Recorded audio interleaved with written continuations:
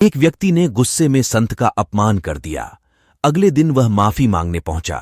संत ने उससे कहा, नगर के बीच में पक्षियों के पंख रखाओ।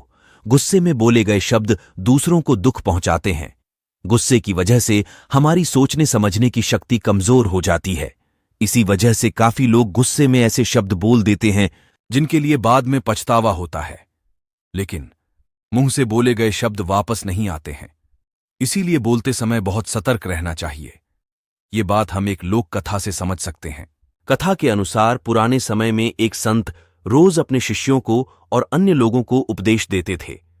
गांव के अधिकतर लोग संत का बहुत सम्मान करते थे, लेकिन कुछ ऐसे भी थे जो संत को पसंद नहीं करते थे।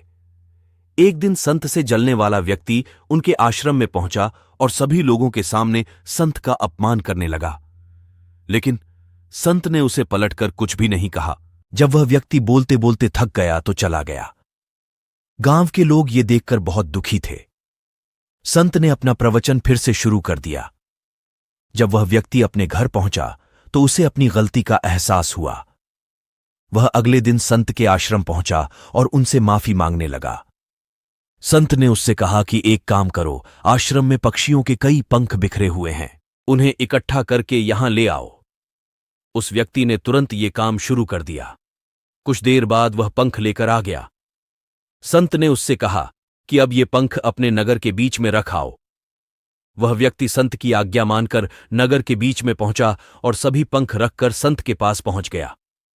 संत ने उससे फिर कहा कि अब एक और अंतिम काम कर दो, वे सारे पंख वापस लेकर आ जाओ। जब वह व्यक्ति नगर के बीच में पहुंचा तो वहां रखे सभी पंख उड़कर इधर उधर फैल गए थे। सभी पंखों को इकट्ठा कर पाना उसके लिए बहुत मुश्किल था। वह खाली हाथ ही संत के पास पहुंचा और पूरी बात बता दी।